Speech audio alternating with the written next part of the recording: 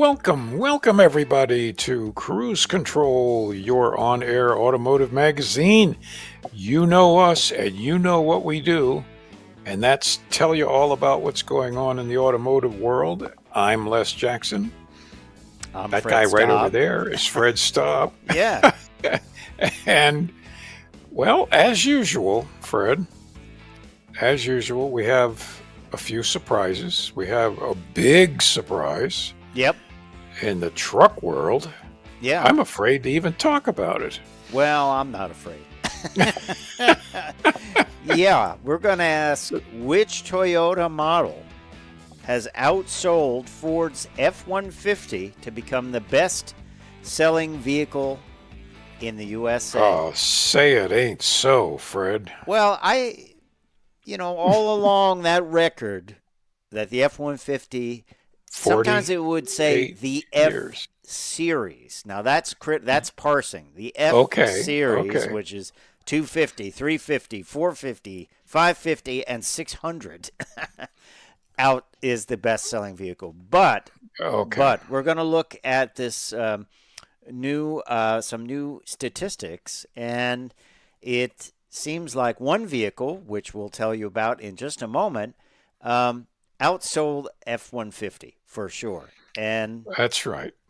hey, look, when F-150s are trading at $80,000, Yeah. Anyway, we'll do that. And also, I think it's really good news for Dodge owners. Could a Hemi V8 engine production be headed back right here to a plant in the U.S.? Well, I think we can say yes. We'll cover that. Yeah, there's a interesting article in Mopar Insiders, and it seems like they might be doing that. So we'll talk about that and what it might end up in. Okay, there are some vehicles that we think it will end up in, but we'll let you know about that, right? And then Absolutely. Chicago Auto Show, not a heck of a lot going on, but there were a couple of reveals. We're going to talk about the Forester Hybrid from Subaru and the Forester Wilderness Edition, also from Subaru. Both are based on the brand new version of the Forester, which is a good thing, and great to see that hybrid system coming in. Obviously, that hybrid system is going to head on to more vehicles, most likely the Crosstrek as well, right? That is right. And over at Chevrolet, this is becoming a broken record. They're shutting down a bestseller. Yes. Hang on, I have Chevrolet on the line. Chevy? Yes? What are you doing? Yeah, I mean, They hung up. Yeah, the Chevy Malibu was one of the best-selling vehicles. Their fourth best-selling vehicle, and they cut it. I guess what happens is if you build a sedan, they just don't want to build a sedan, even if it's selling. I would have kept it and did like mild updates. How about you? Yeah, I'm sure the margins aren't where they want, but if you're not losing money, well, anyway, we'll talk about this. Yeah, exactly. And then we're also going to talk about, which is a big deal here. We're sitting here getting ready for some big snow and some cold temperatures. It's been a very cold, wintry weather, pretty much endlessly here. But what are the biggest range-losing electric vehicles when it comes to freezing weather? Some are worse than others. So that's right. We'll talk about that. It's all about physics. And we're going to talk tech. And this time it's about a hidden winch for Jeeps. It's kind of cool. Yeah. It's a winch that, believe it or not, would run off the electric drive for an electric Jeep. So you have a very small, almost hidden winch, but it uses the motor and drivetrain of the front axle. So that's... Boy, you could probably pull a small planet with that. Yeah, exactly. Have you ever seen when they scrap ships, they have electric winches that pull the ship up onto the beach? At least how they do it in... And Panama Canal, too, has the electric... those are big, powerful electric motors. Yeah. So I guess they're just downsizing that technology a little bit. But that's a lot to get to. But we're going to jump right in and talk a little bit about the vehicle that has surpassed the F-150. Of course, the F-150 has been the perennial bestseller for how many years, Les Jackson? 48 years. 48 years. That's older than me. Well, I in noticed I degrees just laughed. I Celsius. didn't say anything more. But Yeah, it looks like the RAV4 is officially the more popular than the F-150.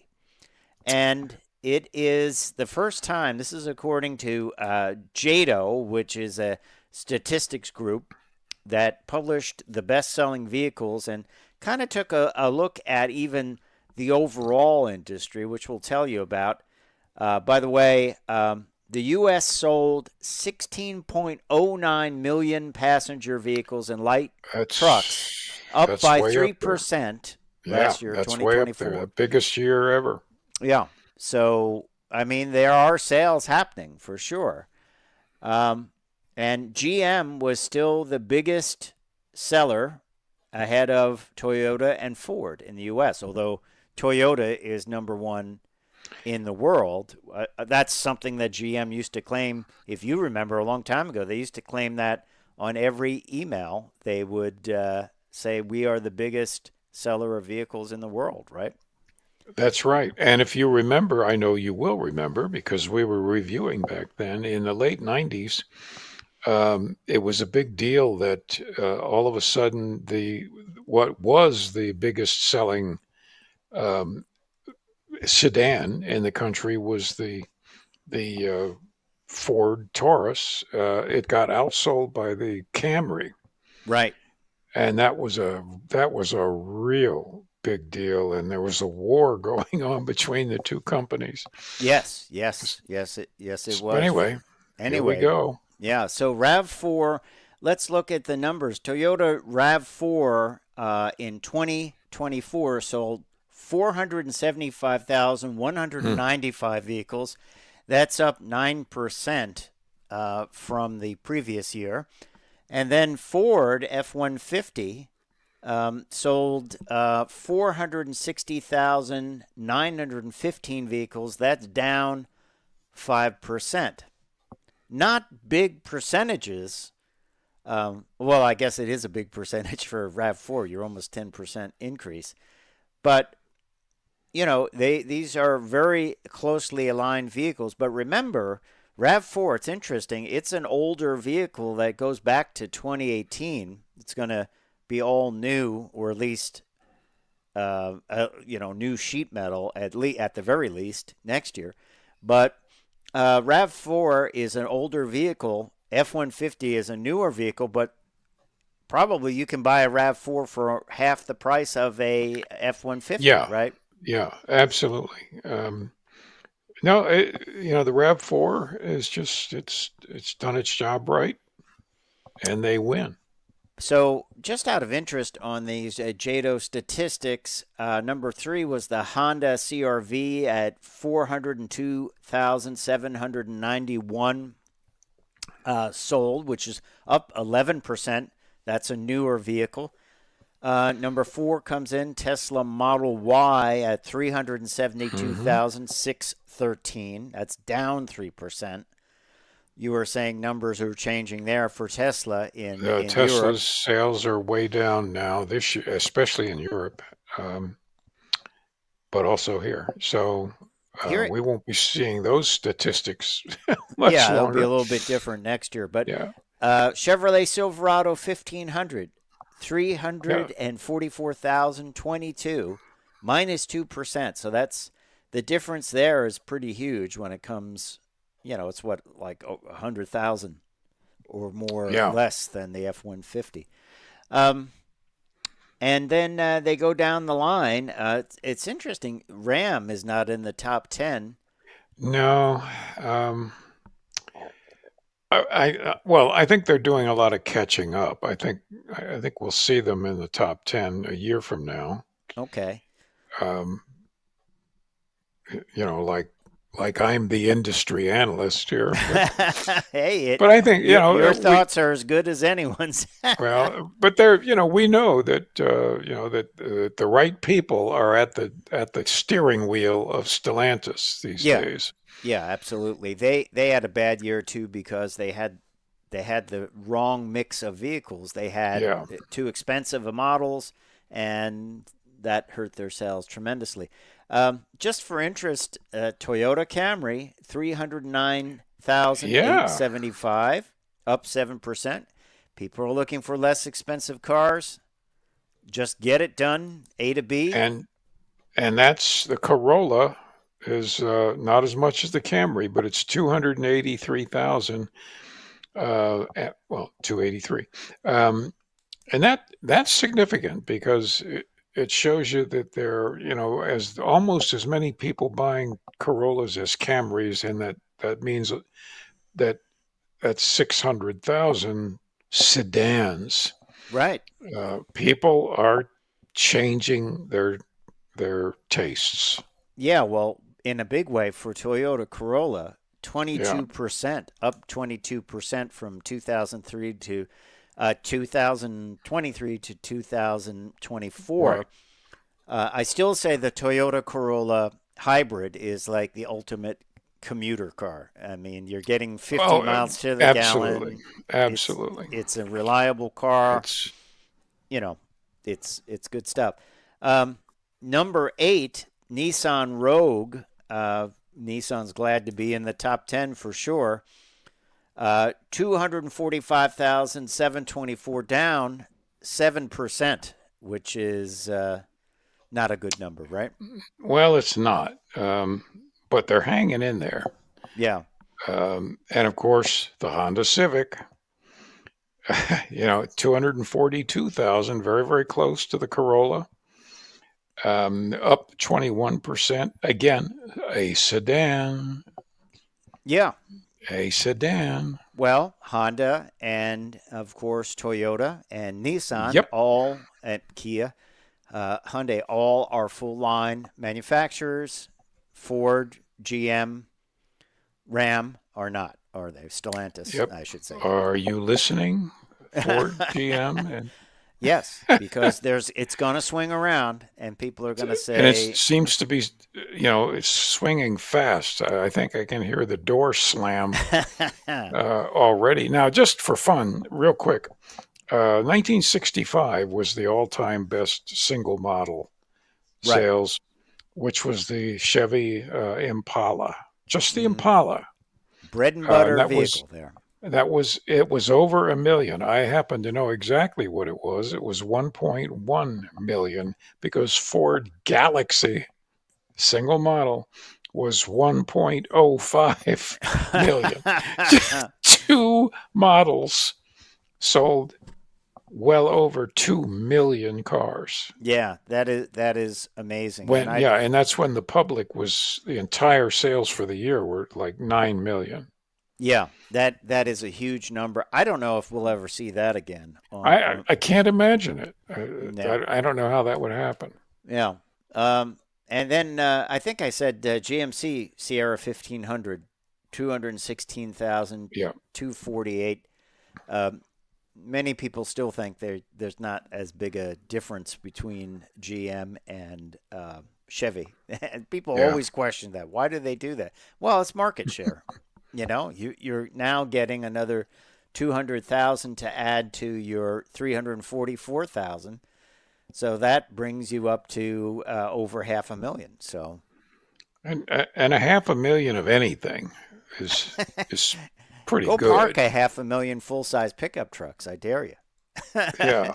You'll still be there like 10 years from now. Have you and I have been to the plants, the car plants, factories, a number of different ones. I remember when I was down at the Ford plant in Norfolk, Virginia, which I don't believe is there anymore. It originally built Model Ts, and it was building F-150s. Um, and they had this enormous parking lot out there for the trains and the trucks to come up. And I didn't realize a guy told me they had two full-time people just driving the trucks off the assembly lines and parking them. Wow. Yeah. That's You just get a lot of exercise, you know. You drive it off the wow. line and then you park like 2 miles away. Yeah, like And you have to run yeah. back. In all weather. Yeah. That's just Interest, amazing. interesting side note when you bring that up. I was just reading a story right before we came on air, and there is one vendor that has been used for 40 years to transport Corvettes and Fords Wow. to load them on. Ford canceled their contract, and they went back to GM and said, well, we're going to need to renegotiate our contract because we lost all this business. You know, we don't know why, but we lost all this business.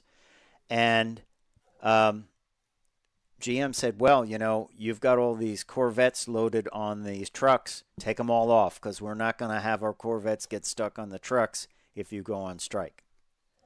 So they Huh. unloaded. These trucks were loaded. These Corvettes were on the trucks. I mean, a lot of Wow. Corvettes, maybe like 100 Yeah. Corvettes, were on the truck to be head out to the dealer and for people anxiously waiting. And they said, take them off. How Imagine did that. he? Imagine how long it would take you to unload like 100 Yeah, Corvettes off yeah, a truck. and do they have other companies' trucks standing by? Unknown at this point. I don't know. Are there other That's companies that do that? I mean, well, you can't there hire have to like one be. guy with Yeah. a truck. I mean, you Well, need, no, I mean those car carrying trucks are very, very expensive, yeah. So I don't and you know how need, that's. you know, I I don't get it. I assume they will come to some kind of agreement. But if you have a Corvette that has been built, and many people follow it through the line, if you have one that has been built and you're like, okay, well, they're loading it on, it could be delayed because of this. I'd want to go down there and drive it home myself. Even Well, with the yeah, plastic wrap on it, I'll just open that's up the right. windshield. I would go get it. Um, I, I, Rent a well, U-Haul trailer and tow it behind, you know? that's that's or get every single person I know who has a Wells Cargo or Yeah. a car carrier say, "Let's go out. Let's have a parade and go out and get the cars." Yeah, exactly. Yeah, I don't know. Just something to think about. Um, Yeah. but you have a story about the Hemi V8, right? And we've been talking a lot about this. We've talked about this where people are thinking that it might come back because hey, it's a popular it was a popular engine and remains a popular engine in a number of models. It's in the Dodge Durango for sure. That continues on. They were going to stop production of it, and then they basically kept it for the 2025 model year. And then That's right. it was in the Ram 1500, but it is not in the Ram 1500 for 2025. But there's some talk it could come back.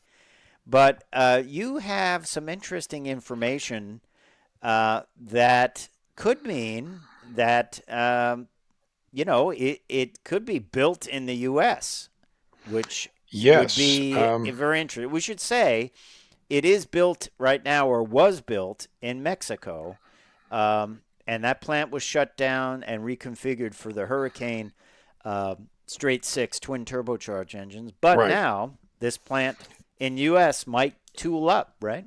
Right. The Dundee engine plant here in the U.S. Has been granted an extended lease on life to build the 5.7 Hemi.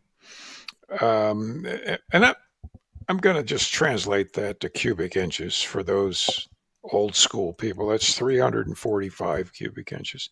Um, Or you're Mr. Figures, Mr. Physicist. A 5.7 is also a 350, but it's a 345 as well. right, right. It's 61 cubic inches Okay. All to a right. How liter. does that work though? How can it be at both a Well, 345 because and a they just 350? everything is rounded up or down. Okay. That 302, 305, same thing. But anyway, they're going to just start building it for the Dodge Durango. Okay. But I don't believe that's remotely going to be the only vehicle they do that. But the fact is, there are rumors now that the 5.7 Hemi could return to the Ram 1500. It makes perfect sense. Um, and and the important thing is it's going to be built here, which means jobs, where these, where people.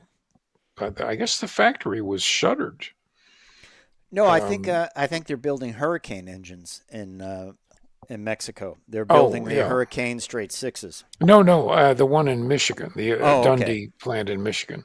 I'm not familiar with what Not they sure do. about that. No, I think they were Um, building Pentastar V6s, okay, and they still might be so doing that.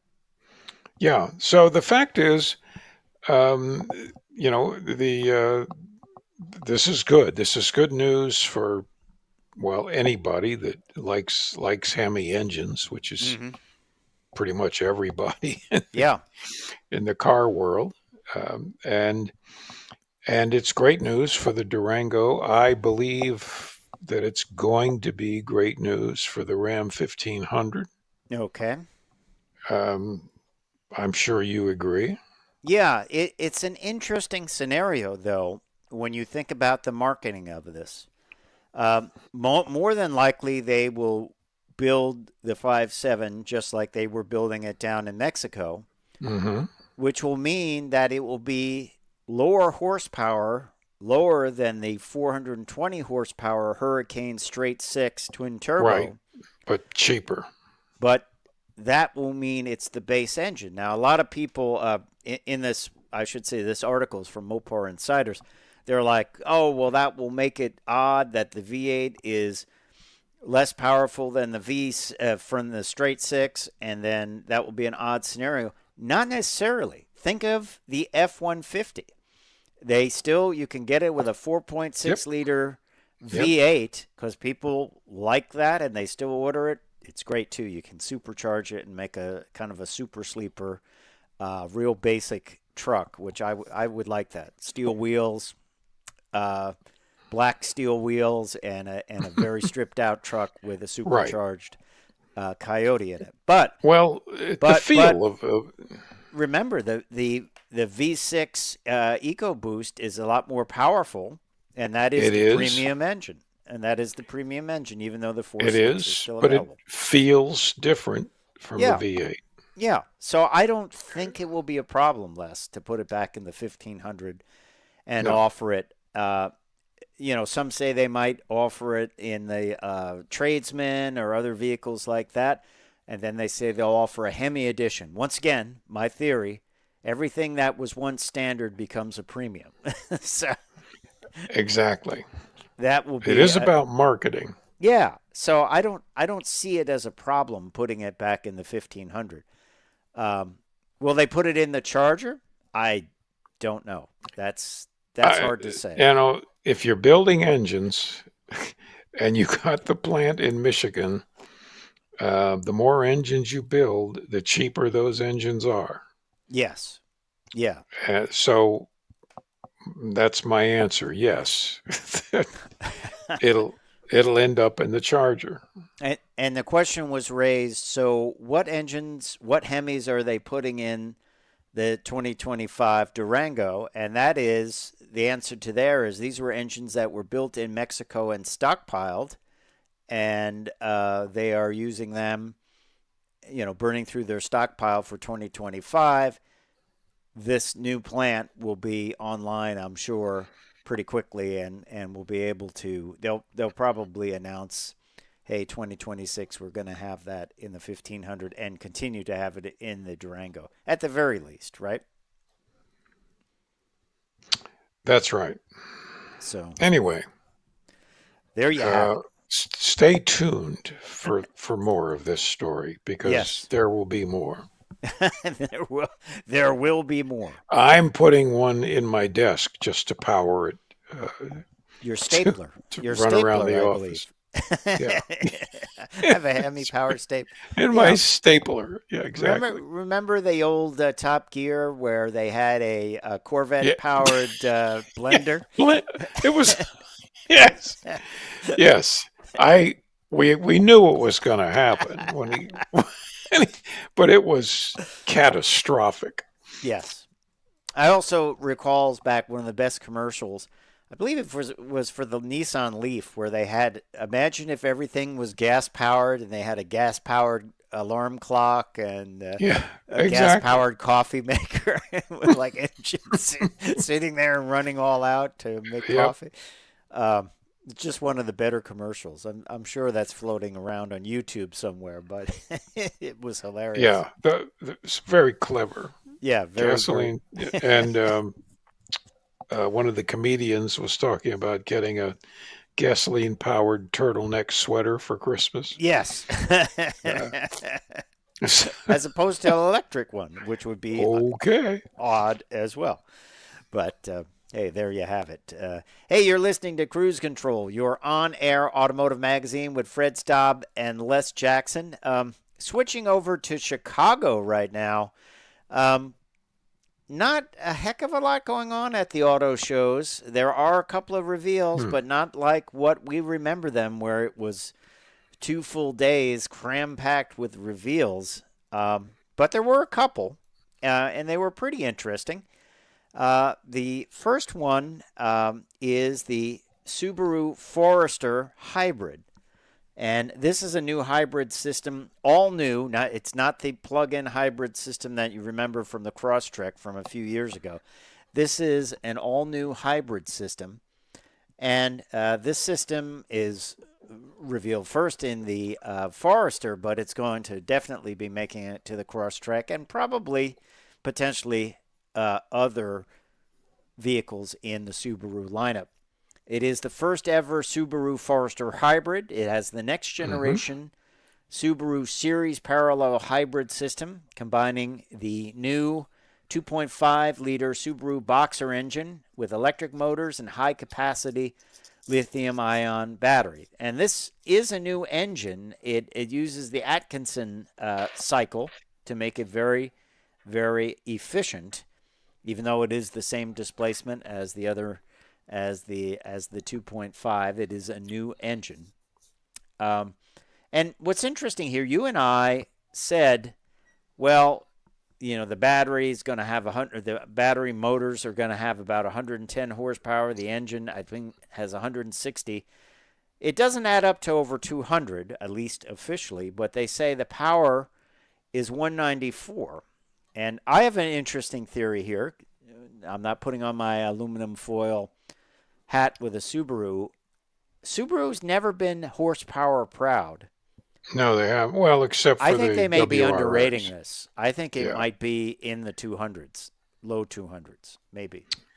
That has happened before. Other Yes. car companies have underrated their power. It does have an impact on insurance. Yeah. They certainly, you notice, they don't. Companies don't advertise 0 to 60, except super high performance, Yeah. ZR1 type stuff. because Yeah.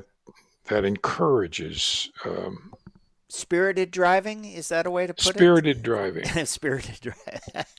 Yeah. um, but I do think it probably has one more than 194. Also, you underrate it. You're never going to get charged of inflating your horsepower rating if That's you're true. underrating. You Yeah, won't get a lawsuit like Mustang did a number of years ago. that's right. So EPA rated at 35 city, 34 highway, which is good numbers. That is up 40%.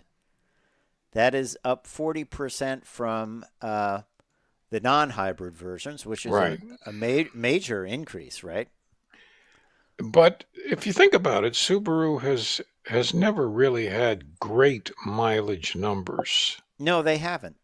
Not, not competitive with a lot of other companies. So Yeah, it's 40% better, which is, it's a reason alone to buy it if you're a Subaru buyer in where you are in the Northeast. It is the law. You have to own a Subaru. It is the law. it's, It's the uh, law. You must own a Subaru. that's right. At least one of your cars has to be a Subaru. Yeah. But they're wonderful. They're wonderful snow cars. They're just probably the Yeah. best snow car I've ever driven. Yeah. Unless, it's like having all the ability of a Jeep or a raised up pickup truck without the need for a step stool. Right, right. um, I equate it as it's the automotive equivalent to a horseshoe rabbit. It can get over any snow, no matter what. That's right. Um, Now they all have standard Subaru symmetrical all-wheel drive. This is a mechanical drive Mhm. system, unlike the RAV4, which is just motors in the back. Not that there's anything wrong with that. This is more of a traditional situation with a drive shaft going to the back. Yeah, So I think that's something they needed to do to keep the buyers in the tent. I think, but we'll see. It also has a CVT transmission, but it is planetary gear transmission, not yeah. a Not the big belt not the uh, uh, Kevlar impregnated belt. and the cone-shaped pulleys. Yeah, Yeah. So it's not a snowmobile. no. It's an SUV. Yes. Also, it has the improved eyesight system for safety and a 12.3-inch digital display. So, okay, overall updated vehicle and a brand new hybrid drive system. You're probably wondering what it costs, and we'll give you the costs of that. Yeah, it's actually pretty reasonable. Yeah, it's not bad. It's not bad. The premium hybrid, which is the base model, with destination, which is $1,420, goes $36,415. The sport hybrid, which will probably be the volume leader, 39,415. That's with Yep, destination. The limited hybrid, 40,830, and then the Forester Touring hybrid, 43,115 for the top of the range model. Um, it's not out of the realm of RAV4 and some of the other ones. I think what people might like is it's pretty traditional styling. It still has that upright greenhouse that Forester fans love. They don't like the pinched down look. So it's still got that. It got a little criticism when it came out for looking exactly like a Ford Explorer. I guess a well, little bit in the front. But actually, it does. Now that you say it, yeah, it does. yeah, especially in the front. The back is more Subaru like. But I think the hybrid system will be great. They're going to have a lot more of them out there, and I'm anxious to try out the Crosstrek with the hybrid system. That will be even faster because it's lighter. Yeah. Um, and I'm still thinking that they may have underrated the horsepower rating, but that's just me. That's just me playing prognosticator, and but we will talk more about this. You have one. There's yet another Forester was revealed, right, in Chicago. That's right. They've debuted at Chicago the 2026 Forester Wilderness. It's got increased capability, trail-ready performance, refinements. Um, I'm reading their marketing here. It will Of make you course, grow a all-wheel drive. burly beard in the first week. That's that's right. I forgot my plaid shirt. I've Um, got one. 9.3 inches of ground clearance, upgraded suspension, all-terrain tires, X mode for off-road performance Yep. For their symmetrical all-wheel drive. Notice what's Uh, on the roof. Kayaks, the symbol of I do notice active on the roofs, lifestylers. yes, our our kayaks are up there. I don't know why, but I they like are. kayaking, but it's the symbol of Well, active lifestyle personnel. yeah. Although I don't like kayaking in the winter. Anyway, unique interior and exterior styling. Honestly, the interior looks pretty good to me. The different to me. The exterior looks pretty much the same. Mm-hmm. Yeah, Um, Maybe a few little accents, but you know, more cladding, more cladding, more which cladding is like more cowbell. right. And it has a revised 2.5 liter boxer engine, Yeah, 180 horsepower. Uh, this may or may not get the hybrid. I think it will, but I I think it will eventually. Sure. I think they might. You know how they do that? They'll hold that off to have something to reveal at an auto Right. show coming up. They are capable, though. They certainly are Oh, capable. they're very capable. Yeah. Um, and they have an upgraded transmission cooler so they can tow 3,500 pounds, which is pretty fair. Yeah, it's interesting. People say, "Well, I want the wilderness off-roading and that," but when you look at that, that's a key thing for getting the wilderness, either the Crosstrek or the Forester. I mean, because you can tow a small trailer with that one. Those teardrop You can. trailers, they're under 2,000 pounds, so that makes it into a nice little camping vehicle, tow vehicle, and maybe a snowmobile. I don't know what they weigh or something like that. So it kind of is the hidden plus of the wilderness package, that additional cooling. That's And I right. like cooling, don't you? I mean, that's I do too. I would tell you what the price is, but we won't know what the price is until they get closer to launching the new one in the fall of this year. yeah.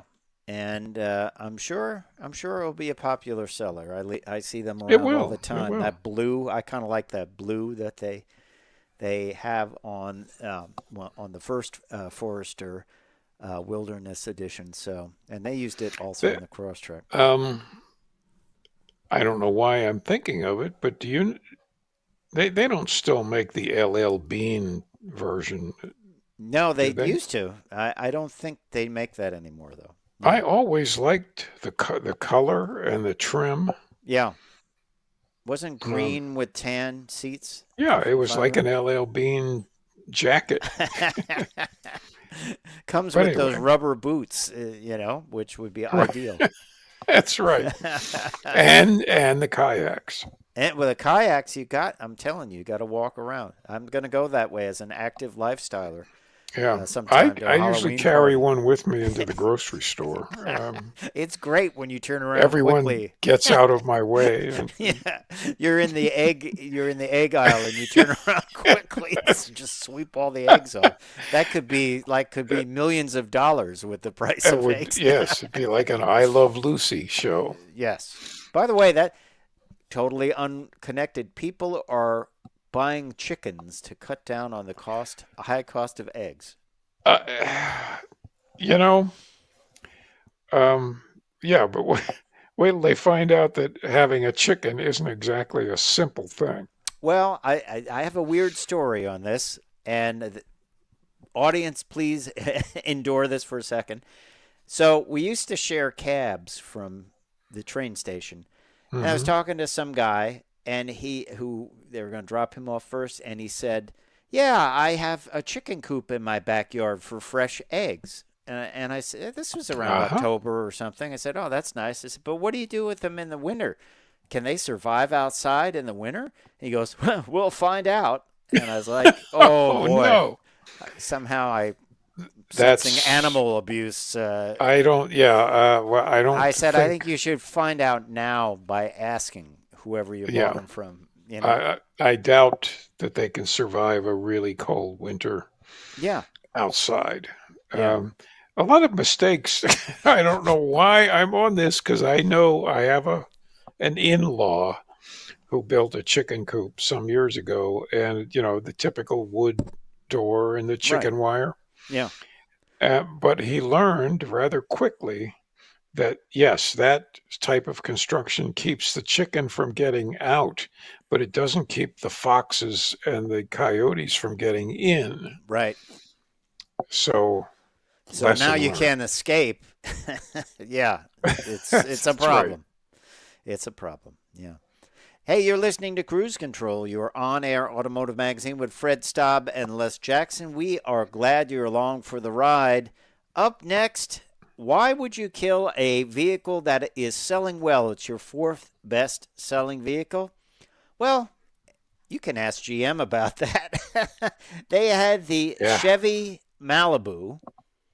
It was actually the third best selling midsize sedan, and I believe their fourth best selling vehicle in their lineup, and they killed it off.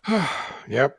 They sold 117,319 Malibu sedans before the production ended last November. That's 3,500 more than Nissan.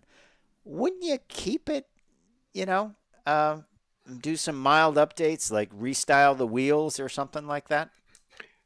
You would certainly think so. Yeah. I know people who have rented Malibus, and they said they loved them. Mm-hmm. Um, I and 117,000 certainly makes a business case, especially if you're already making them. But the powers that be say, well, unless you make a total gross profit, Yeah. we don't want to waste the effort. Yeah. Or the plant was needed for something else. But Could be, but it seems short-sighted to me. yeah, and people are looking for inexpensive cars, basic cars. We think that's the way it's spinning. You would have kept that alive. You could sell it for great deals to bring people into the showroom. But it's this insistence that nobody wants it. But apparently, enough people wanted it. And if you recall, there were some good deals on these things. If you needed, like I said, a first car, imagine getting this as your first car. That's fine. It doesn't Yeah. have a lot of horsepower. It's fine. It's got Apple CarPlay, Android Auto, air conditioning that works. What would And be it'll what would be continue to wrong with work. that? Yeah, it will Yeah, continue to work for quite some time. But they just can't have a sedan. You just can't have any sedan in the lineup. well, but if you look at who's selling what, you better have a sedan. Yeah, I would say, and this might be ridiculous, but I've heard of people come in and they buy, oh, I'm buying a big SUV, and then they buy like another small car just to commute to Yeah, work at the same time. Make a deal, right? You could get a sale of one of these and say, that's well, I'll right. use the You, Malibu to go to work in. It's a fine car, it gets decent mileage, it's not stylish.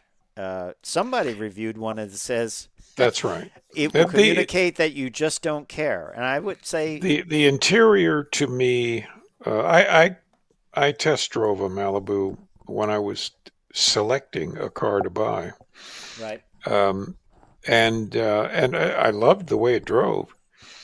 Very quiet, very smooth. But the dash, the general interior, and the dash in particular, is just still a little bit dated to Yeah, me. yeah. Well, someone drove one on another one of our automotive journalist friends, and it says, "Hey, it's a great car, drives fine, it's comfortable, it's good for road trips, good value, but it communicates that you just don't care. You're not stylish." I And it's like, you know what? Maybe Wow, I'm value oriented. I just want a exactly, car that exactly. starts, runs, and is not not going to break Well, the bank. actually, my wife said, "Well, it's a really nice car, but it just feels like we're driving a grandfather clock." and and you know what? I mean, it feels like the interior is 18, 20 years old. Yeah, that's the problem. Then you would say, Yeah. then I would go against a Camry or something and say, well, that's a new model. It's a hybrid. What could I get into that for? Yeah. What could I get into a base model of that for? And that's a modern car. It's, and it's going to be built for a number of years yet. So I don't know. Still, it is intriguing that they're selling these things. Some of them I think we're selling for brand new for less than $20,000. It's Yeah, intriguing it's a to have a, bargain. yeah, It's a bargain. just close your eyes. And as they said, the best thing is you just park it somewhere and it will blend into the woodwork. Nobody will even notice. That's right. Nobody's going to come over and wreck it. It's just going to, anyway. We'll talk about that more, I'm sure, in the future. But hey, it's Fred Staub and Les Jackson. We're running through the stories here. Let's talk next. Les, you have a story about electric vehicles, certain electric vehicles losing range in cold weather. Yep. And this is certainly something that we can experience lately, you and I, where we're living right now. Well, that's right. First of all, cold weather affects batteries. It doesn't kill them. It just makes them less efficient at moving electricity. I mean, I know Um, this even with my GoPro when I'm out. I was out shooting yesterday. It was yeah, cold and windy, and it's like, why am I down to 50% after a few minutes of shooting? that's right. Now, we have this is some of the statistics. The average range loss on a cold day, like let's say it's 30 Mm-hmm. outside, 20% range on average That's pretty big. goes down. And now some of that range is being used up by running the heat pump and the heating system Right. hotter. Mm-hmm. Obviously, it's electric heat, Yeah. and it works great. It I works will. instantly. You don't have to I worry don't for the care. thermostat to open. Yeah. Yeah, but the worst performers are the Nissan Leaf, the Chevy Bolt, and the VW ID4. Okay.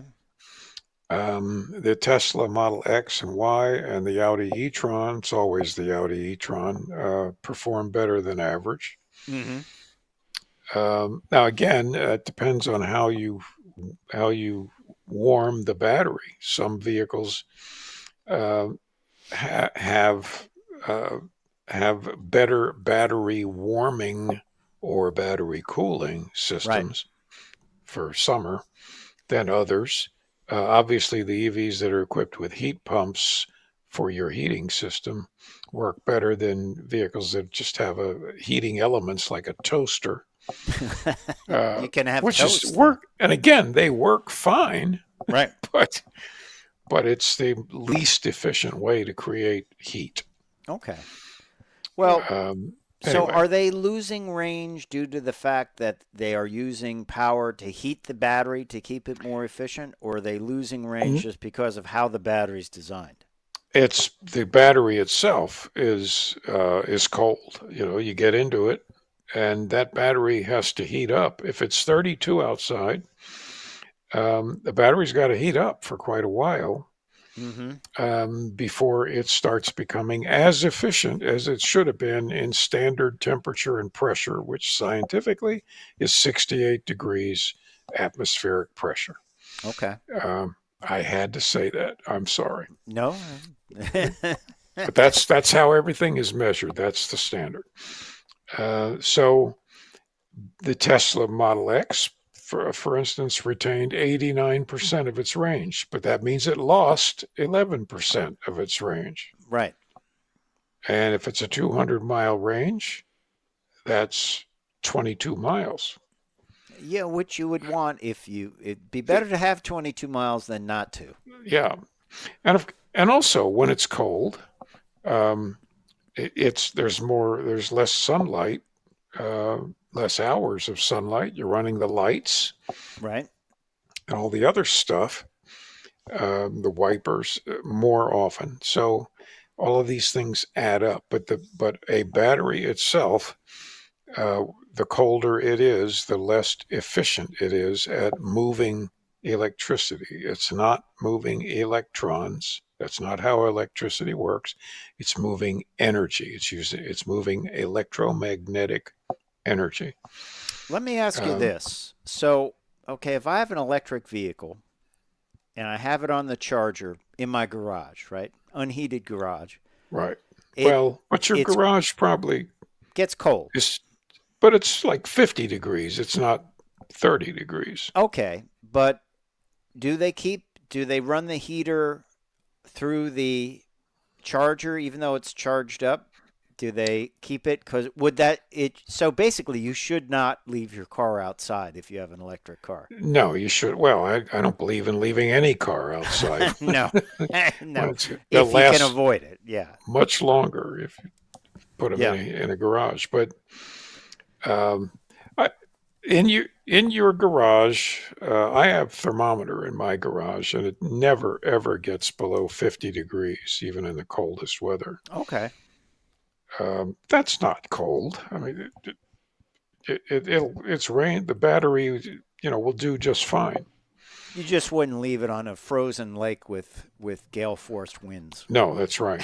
But yeah, but if it's, we've had a very, very cold January, Mm-hmm. um, single digits, and that really is going to affect your range. Yeah, yeah, yeah. Exactly, exactly. All right. Well, let's jump into our next story, and this is a talking tech, and it has to do about winches.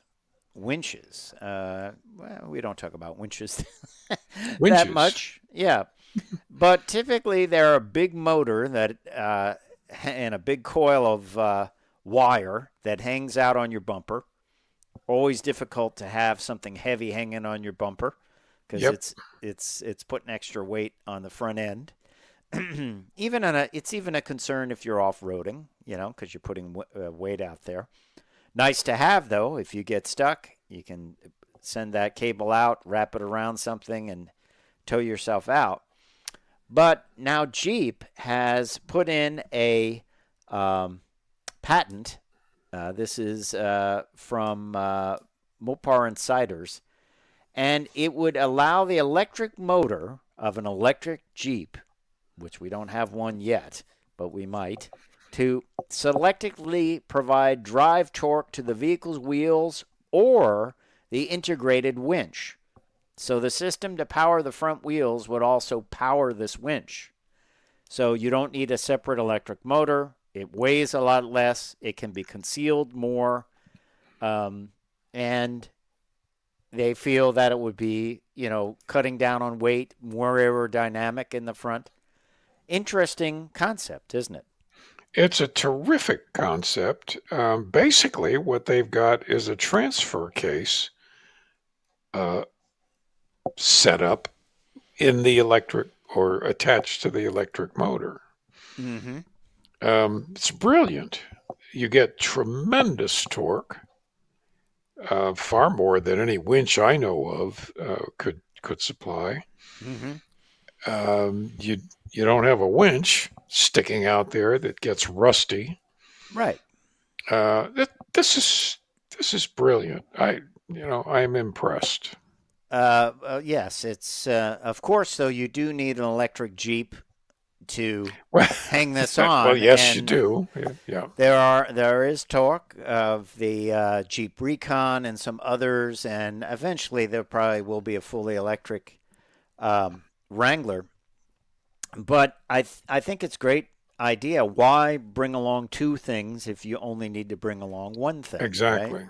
You know. But I guess now still have the cable, so that has to get wound up. That's got to be in a housing Yeah. that's in a weatherproof housing that Well, the is going to picture they be showed, that was all behind the bumper, so it's just a oh, slot with a hook coming out. okay. But now, what comes to my mind is every time I've ever been involved with a winch, um, the cable has gotten all twisted and kinked Mm-hmm. and hasn't wound up correctly, and it ends up you spend more time straightening the cable out than you do actually trying to get the vehicle out of whatever it's in.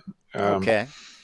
how does that work if it's behind the, you can't just get to it? Easy. You just disassemble the whole front of the vehicle. Okay, I'm so it glad you has its asked. There own you go. it has its own lift that raises the vehicle. Yeah. You So I get your just little clip wonder, tool out, you take the front yeah, fascia off. No, it's a good perfect. question. I would say you probably have to get underneath where you can access it. And And be very, very careful when you're using it. yeah, I would But say it's a this. great idea. Why can't they replace the cable with like a Kevlar strap that is flat and Well, yeah, why not? Why not? You don't need a cable. yeah. So I don't know. Maybe that's it. You know, they make those straps for towing. They're Kevlar impregnated nylon straps. Yeah, Maybe that's something to make it even lighter. But the idea of not duplicating something, exactly.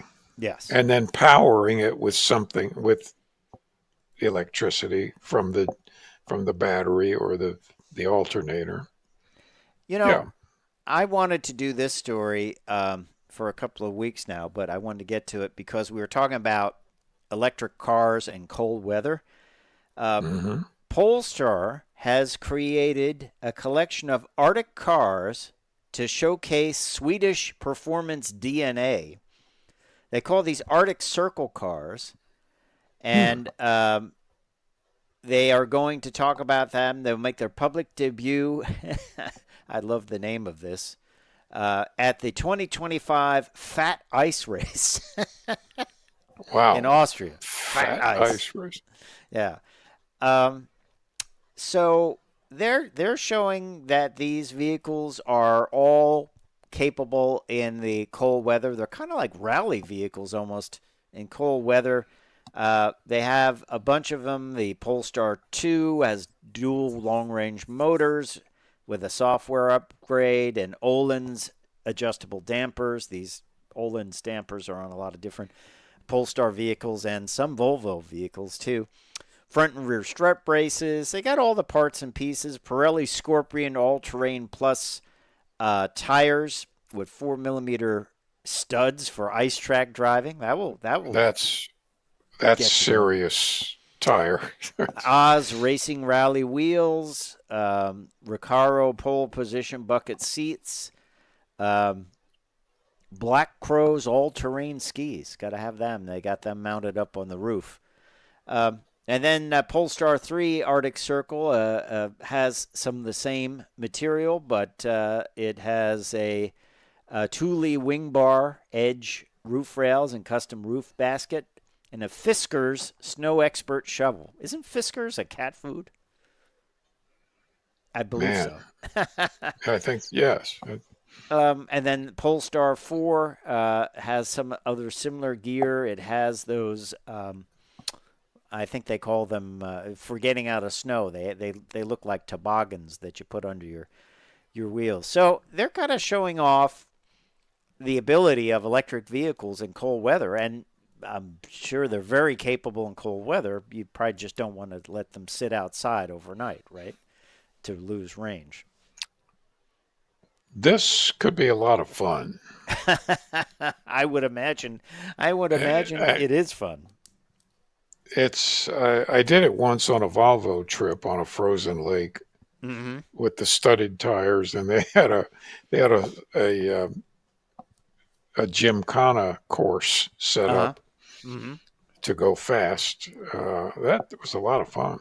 Yeah, I did a ice driving uh, event up in Quebec for Michelin, and it was so icy on this track, like it was snowing and there was pure ice underneath it. I walked around like like you could get out of the car and slip and fall. I mean, it was like, it was sort of like cut into the snow, like it was like a giant bowl. And the guy kept yelling at me, go faster in That's French. And right. it's You like, need to well, go we're faster. sliding sideways, you know? I never want to be the guy that wrecks a press car in front of everyone. You know, that's Well, that has always bothered me over the years. I don't want to wreck it. I've never banged one up. Mm. Never scratched one up. I scratched a few wheels. Mm-hmm. Oh yeah, that happens. Real wheel rash. But there was a But case of that. I don't have the full story, but it was a supercar over in Europe, and the guy like literally flipped it into a ravine wow. with water. Everyone was okay, and it was like in town, like it just got away from them, and the thing was upside Well, down with its doors it open and the flashers on. shouldn't have gotten away from him. Yeah, so I just don't want to be Striving beyond his abilities. that guy. Yeah. Well, we hope you've enjoyed this edition of Cruise Control. We covered a lot. It's time for me to say, I'm Fred Staub. I'm Les Jackson. We are going to see you right down the road. Take care. Right. Bye.